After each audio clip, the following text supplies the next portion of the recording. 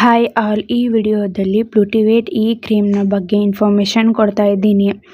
ಈ ಕ್ರೀಮ್ನ ಏಕೆ ಯೂಸ್ ಮಾಡ್ತಾರಂದರೆ ಇನ್ಫ್ಲಮೇಷನ್ ಮತ್ತು ಈಚಿಂಗ್ ಆಗುವಂಥ ಸ್ಕಿನ್ ಇನ್ಫೆಕ್ಷನ್ಗೆ ಬಳಸುತ್ತಾರೆ ಮತ್ತು ಎಕ್ಸಮಾ ಸೋರಿಯಾಸಿಸ್ನಿಂದ ಉಂಟಾಗುವಂಥ ನೋವನ್ನು ಕಡಿಮೆ ಮಾಡಲು ಈ ಕ್ರೀಮ್ನ ಬಳಸುತ್ತಾರೆ.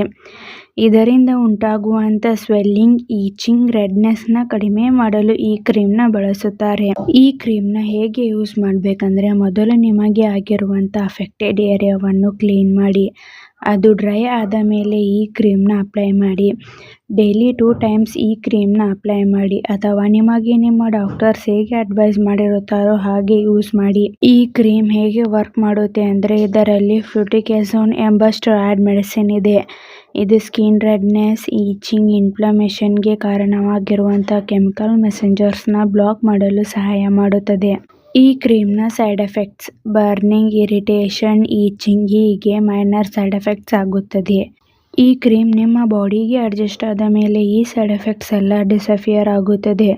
ಒಂದು ವೇಳೆ ಹೀಗೆ ಲಾಂಗ್ ಟರ್ಮ್ ಆಗಿ ಕಾಣಿಸ್ಕೊಳ್ತಾ ಇದ್ದರೆ ಕೂಡಲೇ ಡಾಕ್ಟರ್ಸ್ನ ಕನ್ಸಲ್ಟ್ ಮಾಡಿ.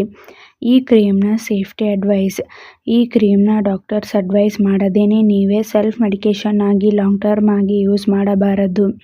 ಈ ಕ್ರೀಮಲ್ಲಿರುವಂಥ ಮೆಡಿಸಿನ್ಸ್ನಿಂದ ನಿಮಗೆ ಅಲರ್ಜಿ ರಿಯಾಕ್ಷನ್ಸ್ ಆಗ್ತಾ ಇದ್ರೆ ಕೂಡಲೇ ಡಾಕ್ಟರ್ಸ್ನ ಕನ್ಸಲ್ಟ್ ಮಾಡಿ. ಈ ಕ್ರೀಮ್ನ ಅಪ್ಲೈ ಮಾಡಿದಂಥ ಏರಿಯಾದಲ್ಲಿ ಬ್ಯಾಂಡೇಜ್ ಮತ್ತು ಬಟ್ಟೆಯಿಂದ ಕವರ್ ಮಾಡಬಾರದು. ಪ್ರೆಗ್ನೆನ್ಸಿ ಪ್ಲಾನಿಂಗ್, ಬ್ರೇಸ್ಟ್ ಫೀಡಿಂಗ್ ವುಮೆನ್ಸ್ ಈ ಕ್ರೀಮ್ನ ಡಾಕ್ಟರ್ಸ್ನ ಕನ್ಸಲ್ಟ್ ಮಾಡಿ ಯೂಸ್ ಮಾಡಿ. ಮತ್ತು ಯಾವುದೇ ಮೆಡಿಸಿನ್ ತೆಗೆದುಕೊಳ್ಳುವ ಮೊದಲು ಡಾಕ್ಟರ್ಸ್ನ ಕನ್ಸಲ್ಟ್ ಮಾಡಿ. ಈ ವಿಡಿಯೋ ನಿಮಗೆ ಇಷ್ಟ ಆಗಿದ್ರೆ ಲೈಕ್ ಮಾಡಿ, ಕಮೆಂಟ್ ಮಾಡಿ, ಶೇರ್ ಮಾಡಿ. Thank you.